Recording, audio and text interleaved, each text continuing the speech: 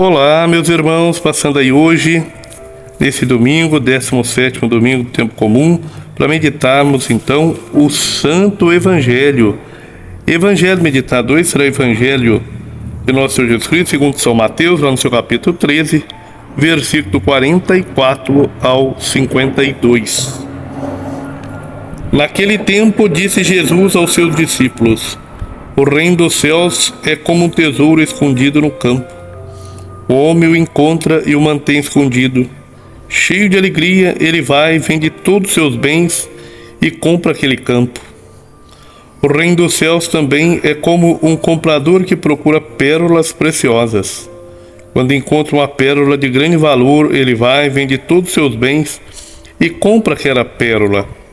O reino dos céus é ainda como a rede lançada ao mar e que apanha peixe de todo tipo. Quando está cheia, os pescadores puxam a rede para a praia, sentam-se e recolhem os peixes bons em cestos e jogam fora os que não prestam.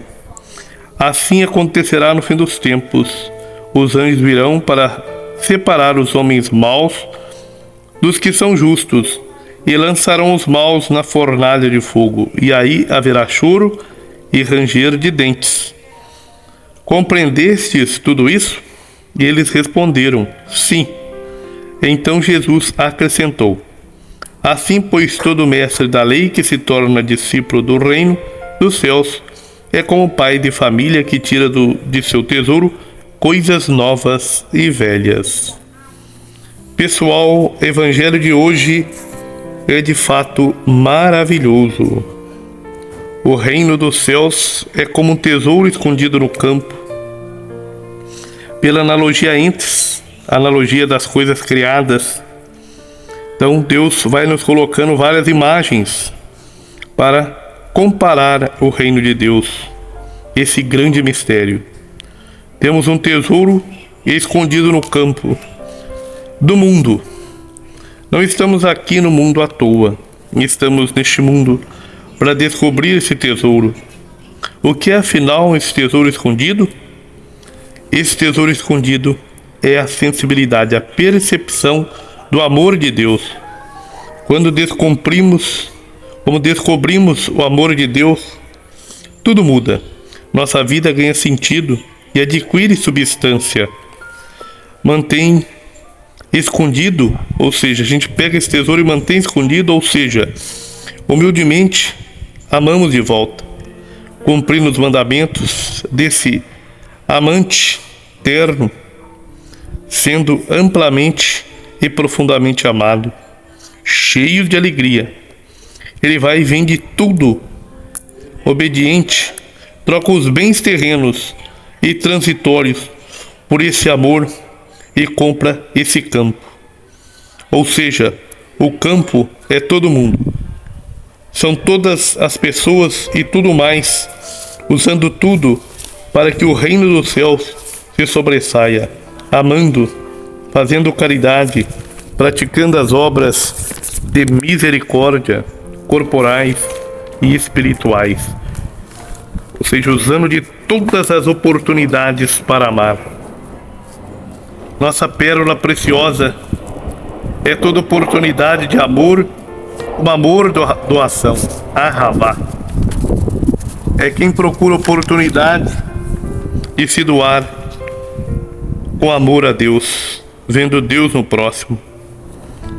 A rede jogada ao mar, o mar é o mundo.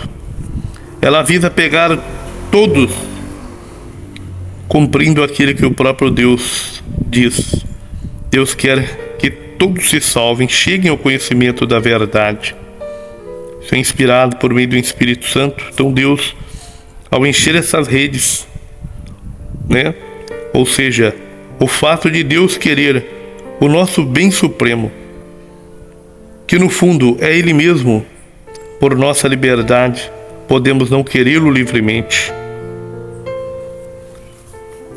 Então, os pescadores, ou seja, no final, os anjos, no final do dia, puxam as redes são todos aqueles que foram pescados pela igreja por meio das redes apostólicas. Assim como separam os peixes bons dos maus, como era na pesca antigamente, assim também será separado os homens maus dos justos e bons. Então a fornalha de fogo é o inferno. Há muitos hoje que querem relativizar, a doutrina acerca do inferno. Ora, não podemos estar unidos a Deus se não fizermos livremente a opção de amá-lo. Mas não podemos amar a Deus se pecamos gravemente contra Ele, contra nosso próximo ou contra nós mesmos. Nosso Senhor adverte-nos de que seremos separados dele se não deixarmos de ir ao encontro das necessidades graves dos pobres, dos pequenos, que são os seus irmãos, são todos os nossos irmãos. Ora, aí é o tesouro escondido, conforme São Mateus 25, 31, 46. Morrer em pecado mortal sem ter arrependido dele e sem acolher o amor misericordioso de Deus significa ficar separado do Todo-Poderoso para sempre, por nossa própria opção livre. E é este o estado de autoexclusão definitiva da comunhão com Deus e com os bem-aventurados, se designa com a palavra inferno. Então Jesus fala muitas vezes da hiena, do fogo que não se apaga. Ora, reservado então, por exemplo, São Mateus capítulo 5, versículo 22 ao 29, São Mateus capítulo 13, do 42 ao 50, São Marcos capítulo 9, versículo 43 ao 48. Então esse fogo eterno, essa hiena, é reservado aos que recusam até o fim de sua vida crer e converter-se, e no qual se pode perder ao mesmo tempo a alma e o corpo, conforme São Mateus 10, 28. Então o ensinamento da igreja afirma a existência e a eternidade do inferno. As almas dos que morrem em estado de pecado mortal descem imediatamente após a morte aos infernos, onde sofrem as penas do inferno, ou seja, o fogo eterno. A pena principal do inferno consiste na separação eterna de Deus, o único em quem o homem pode ter a vida e a felicidade para as quais foi criado e às quais aspira, seja realizar-se no amor. Ora, as afirmações das Sagradas Escrituras e os ensinamentos da Igreja acerca do inferno não é para nos pôr medo, são chamada responsabilidade com a qual o homem deve usar de sua liberdade em vista ao seu destino eterno e aperfeiçoar-se no amor. Deus não predestina ninguém para o inferno. Há predestinação de salvação e não de danação, conforme então o Denzinger 397 e 1567. Então Deus não predestina ninguém para o inferno. Para isso é preciso uma aversão voluntária a Deus, ou seja, um pecado mortal, e persistir nessa aversão até o fim. Então, seguindo o exemplo de Cristo, a Igreja adverte os fiéis acerca da triste e lamentável realidade da morte eterna, conforme o Diretório Geral para a Catequese número 69, denominada também de inferno, essa triste e lamentável realidade da morte eterna. Ora, o mestre da lei, no final do Evangelho de hoje, que se torna discípulo do reino, tira do seu tesouro coisas novas e velhas, do seu tesouro, tesouro do seu coração.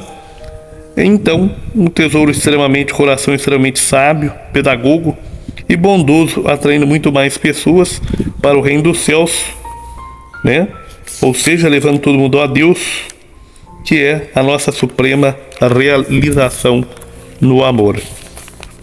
Ora, que Deus abençoe você nesse domingo, 17º domingo do tempo comum, para que aí, cheio do Espírito Santo, poder afirmar, então, como salmista no Salmo 119, Como eu amo, Senhor, a vossa lei, vossa palavra. Um grande abraço, muito obrigado, curta e compartilha.